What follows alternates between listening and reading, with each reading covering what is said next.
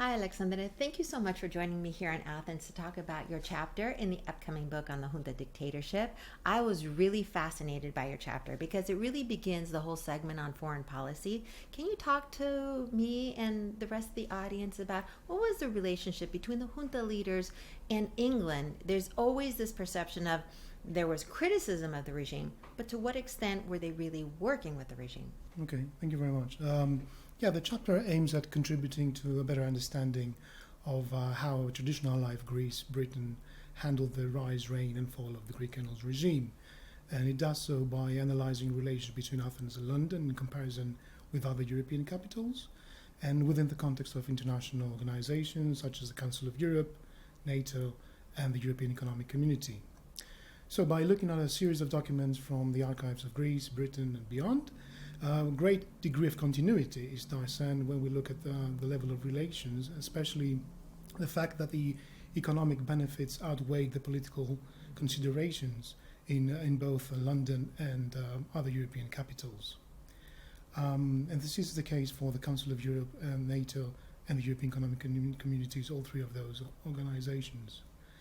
Hence the subtitle to my chapter, which is Business as Usual. Now, just to provide a bit of context, in the late 1960s, British governments were in a very weak position, both financially and internationally, with the 1967 devaluation of the pound and the relinquishment of Britain's role east of Suez coming in 1968.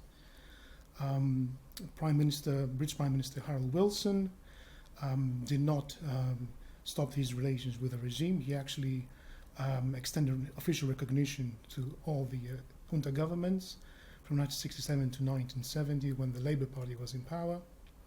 And he actively promoted relations with the regime, trying to establish a good working relationship with the regime, as they called it then, and actually trying to make sure that Greece would would fulfill its NATO obligations as a bastion of stability in the Eastern Mediterranean.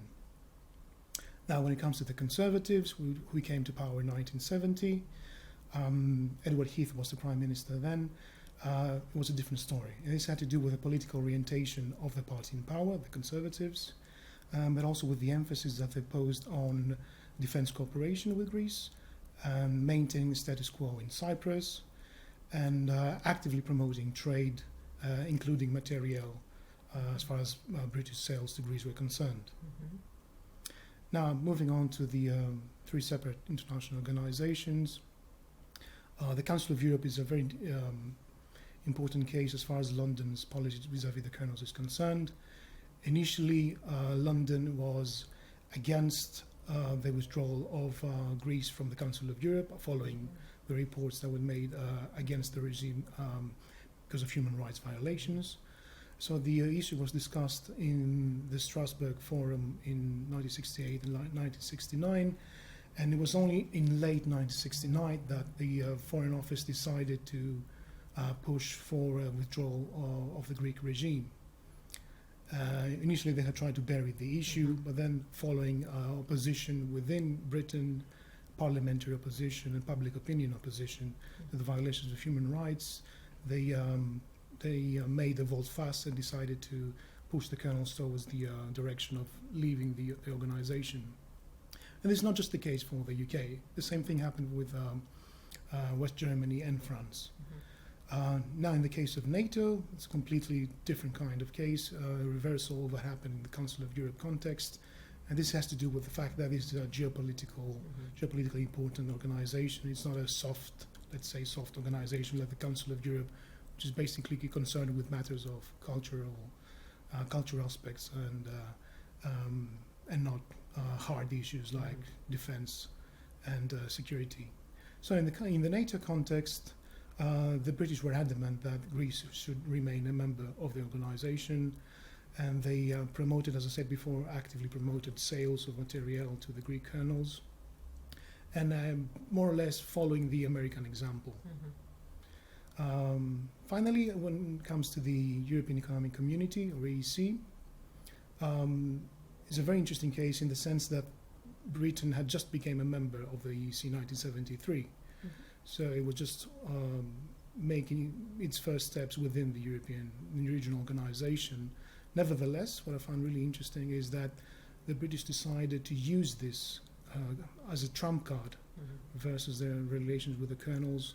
For example, when they wanted to push for a return to constitutional role in Greece, and that was not very often, I have to say, they could play this European trump card saying that, okay, it's not us pushing towards this direction, it's basically the fact that you aspire to become a European Economic Community member that makes you want to make these reforms.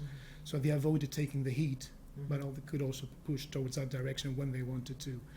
And that's what that's what happened later on in 1974, when the Labour government returned to power after spending 4 years in opposition, and when Wilson was very much more adamant in his condemnation of the regime, basically for two reasons: because he wanted to differentiate his policy from his predecessor, the Conservatives, and because he had made some pre-electoral promises that he would not condone a right-wing dictatorship.